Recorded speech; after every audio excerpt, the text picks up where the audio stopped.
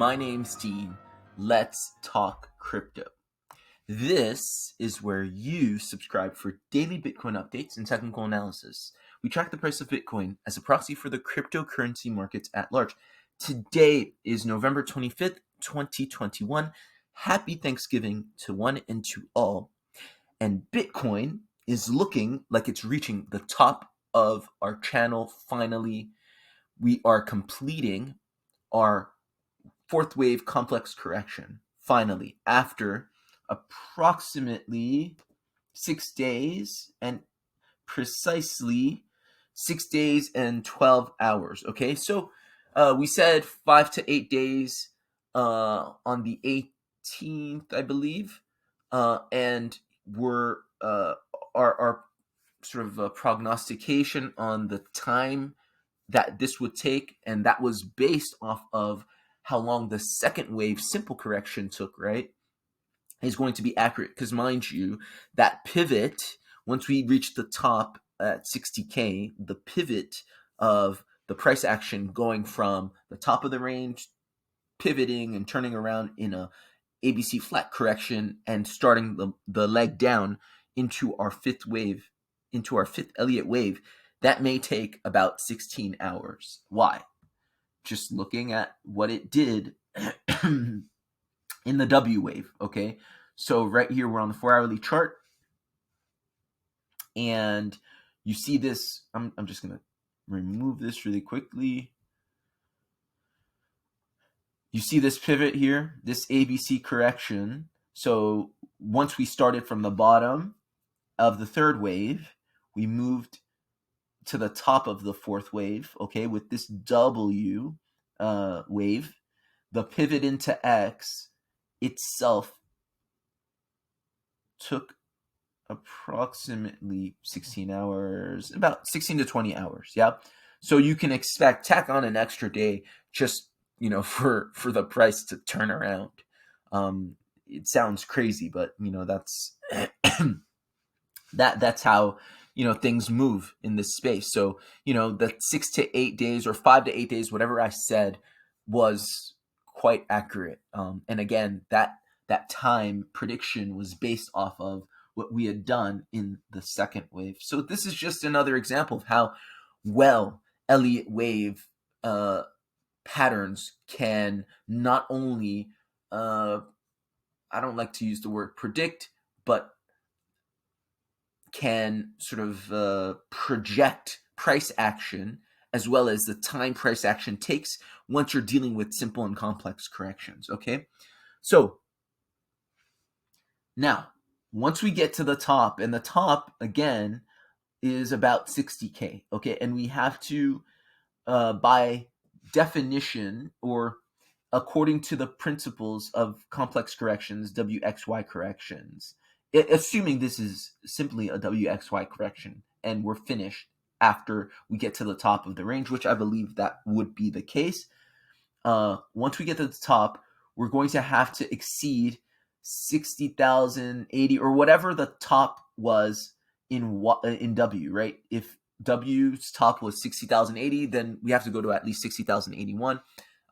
Just because, that's exactly how these WXY patterns work, right? Y has to be a touch above the top of W, okay? Even if it's a few dollars. So I expect, if you're in a long here, and I don't know anybody's trading this, if you are, kudos to you. If you've not lost your shirt and you've managed to be profitable in this range, kudos to you.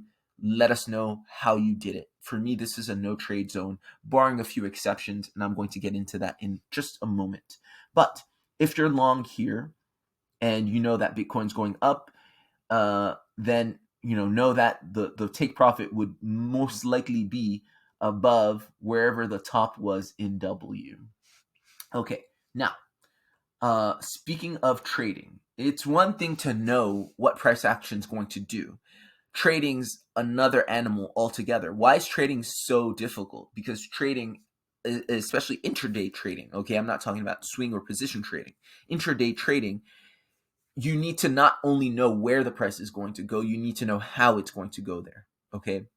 And that basically assumes or informs how you're going to set your stops and everything like that. So you have to know the patterns. And this is one of the reasons this is a no trade zone, because there seems to be no rhyme or reason for these corrections. Okay. We said before, we know generally speaking what price is going to do. It's going to do three general waves, okay? A W, an X, and a Y. And that's exactly what price did. Now, how it's going to do the W, is it going to be a zigzag or a flat? Is it going to be a zigzag, a flat, or a triangle here? Is it going to be a zigzag, a flat, or a triangle here? We do not know. And that is not predictable. You can read it once it happens. But even then, within a complex correction, you can have nested complex corrections. This is why it's a no trade zone. To get to a higher level of trading, you have to know your limits, meaning what you can and what you can't do to a sort of statistically replicable degree. Meaning, you can probably get lucky with one or two trades here, but what's your win rate going to be? Are you going to be able to be consistently profitable in taking trades, setting stops, knowing what price action is doing? Is price action going to be is it going to be predictable enough for you to be able to trade this? And that's the question. If you have a sort of loose trading style where your stops are generally loose and down here, and you know it's going to go up, then sure. Okay, you know it's going to go up, you're longing here, your stops are way down here, whatever, fine. This, you're going to go down, even if you kind of zigzag and, flat correction, and you have a lot of volatility, but eventually you're going to go down and your stops are kind of out of the way, sure. I'm not talking about that so much. I'm talking about, kind of, leverage trading where you're a little more precise. That's very difficult. And this is, the hardest thing, and I'm going to repeat this because it stands to be repeated. The hardest thing about this zone is not trading it. Way harder than trading it, because as a trader, you want to trade, right? That means 6 to 8 days sitting on your hands. That's tough. That is tough. I know from personal experience. All right. Now, why am I long here, or why am I looking to be long here? Because this is the only place which we've been with actually some discernible impulsive price action. What do I mean by that? All right, we know that an impulse happens in 5 waves according to Elliott wave theory. So when you have your 5 waves, you can take a trade and you can set stops based on the principles of those pullbacks and where they're going to fall based on the Fibonacci levels. Here we finally have what I think is a 1 wave. Okay, so after, let's zoom out really quickly just for some context. After this B wave, okay, so we have A, B, C, right? That's an A wave. This is a B wave, a zigzag B wave. Now we have the C wave of the B wave, which is impulsive. And finally, I think you have your 5 waves. Your first wave being here, right? Respecting the 618 level, okay? And the third wave having just completed.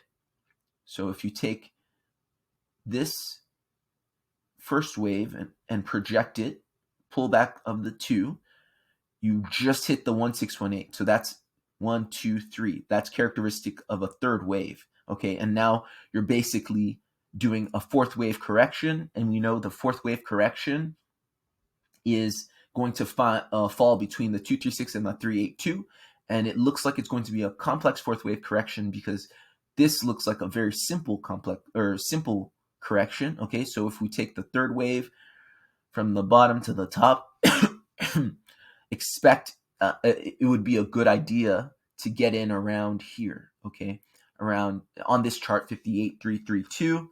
You can set your stops below the halfway point of this band, right, closer to the 0.5 Fibonacci, and that's a trade. You just long it to 60K. That's a very small trade, but it's a trade. It's a 3%, almost. Yeah, almost 3%. That's a decent trade, okay? So that's basically what I'm trying to set up for the day. But in all of this chop, it's been 5-6 days of this complex correction. I haven't once seen a clear 5-wave impulse that I could trade. And this is why it's a no trade zone, because you can trade ABC waves, right? And project the C wave to the 1 to the 1, 2, 3, 6, but that's a crapshoot. Okay? That's a crapshoot. You can trade patterns, but you have no context. You can trade ascending wedges, breaking down. That's a crapshoot. That the percentage, the probability. If you're going to be a profitable trader, you don't just take any trade willy-nilly. You have to find things that are highly probabilistic or highly probable to play out, right? High probable trades, highly probabilistic trades, I guess you can say. And this is why this is a no trade zone. I hope everybody understands why this is a no trade zone. It's just nothing is consistent. What you have is consistently ABCs happening left and right, but you don't know how they're going to happen. ABC, right?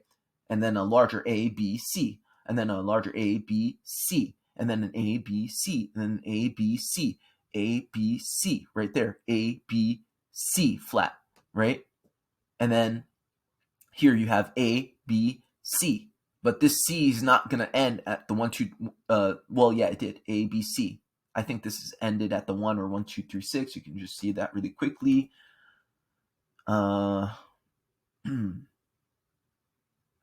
Take the top, bottom. Yeah, no. See, it ended at this C wave here. If this is A, B, C, instead of ending between the 1 and the 1, 2, 3, 6, which it kind of did. It found resistance at the 1, 2, 3, 6, right? And then it did something else. Okay, so I guess it did. 1, 2, 3, ended at 1, 2, 3, 6, and then you got something else, right? What is this? I don't know, right? And finally, you're getting your 5-wave. But for me, this is simply an A, B, C, and this C wave is our impulsive wave finally. So that's why I'm trading it. But do you see the irregularity? This is why this is a not. If you take anything from this episode that saves you all the money in the world, it's you make a rule that you either don't trade this or you come up with a system that very few people have in the world that are able to trade this profitably. That's the key. If you're talking trading, you need strategy. You have to come up with a strategy for when you enter complex corrections. It's not enough to identify the fact that it's a complex correction. Then what do you do with it? Okay. How do you trade it if you trade it at all? This, as a trader, is something that you have to determine. Okay. So, again, that's basically what I'm seeing with Bitcoin. It's doing what we thought it was going to do. And for those in crypto Twitter, or on those influencers that are telling you that once this is over, it's going to turn around and go up, they really don't know how to read a chart. Be careful who you follow. That's all I'm going to say. Because very clearly, and we're going to zoom out to the daily, because one of our community members is saying that the S&P is forming a head and shoulders, and so is Bitcoin on the daily chart. We're going to look at that really quickly. And what I'm seeing on the daily chart is very clearly, I'm going to hide this for a second. How do I do that? Okay, I'm going to hide all of this. Okay, very clearly, what I'm seeing on the daily chart is not a head and shoulders, but an M pattern, which is also bearish, okay? Very clearly, you have your two tops, and there's just doing pattern analysis. Sorry. 1 second, I'm looking for this tool. I'm not quick on finding. Okay, here we go. I'm looking for this curve. So that's your one top, and that's your top number 2, okay? And the target of this would be taking the neckline of this move, which is around here, okay? And taking the distance, the highest top from the neckline, projecting it down from the point of breakout, which would be around here. And so that would give us a target of about 48K, okay, for this move. But, again, pattern analysis isn't the most accurate. But anyway, this is a bearish this is a bearish construction. I don't know if the neckline's all the way down here. Maybe the neckline's up here just because there's a base that forms here. So maybe let's take that. Let's redo that. But again, pattern analysis is like approximative. It's not as precise as using fibs, but still you're given a bearish target. Okay, 51.6. Okay, that's actually accurate, more accurate than well, it's more consistent with what we have in our Elliott wave analysis, right? So in Elliott wave, we have our target right now for 5, which is around 52. So 51.6, 52. Either way you slice it, you do pattern analysis, you do Elliott wave analysis, you're going to get the same target. So those people who are telling you that right after we finish this, we're just going to keep going up, they know very little about how to chart and price action, because it doesn't even make any sense. You're running into all of this resistance. Basically, price tried to go up and failed, try to go up one more time and failed, clearly forming a bed of resistance here, which you're under, right? That's why it's resistance, is not support. So you're coming up and meeting that resistance, and you're likely to get rejected to the downside. And once you complete that, then you can think about going back up again for another try, okay? So those people who are telling you that there's 24 hours left to go and Bitcoin's going to moonshot, they have no idea what they're talking about. Please be careful who you follow. I'm not looking to impugn anybody's integrity. Analysis is tough. You're not going to be right every single time. And I respect everybody who takes time and effort to actually try and do analysis and make a take, right? There's a lot of people who go out of their way not to make a definitive take because they don't want to be criticized. So don't get me wrong here. But, basic things like this, not being able to tell what's up or down, there, you may want to consider unfollowing, because, I don't know what they know if they don't know this much. All right. So that's pretty much what I'm saying with Bitcoin. Hope this was helpful. Hope this was useful. I hope you have a happy Thanksgiving if you're celebrating Thanksgiving. For those of you outside of the US and who are not celebrating Thanksgiving, have a great day nonetheless. And I'll see you guys tomorrow. Bye.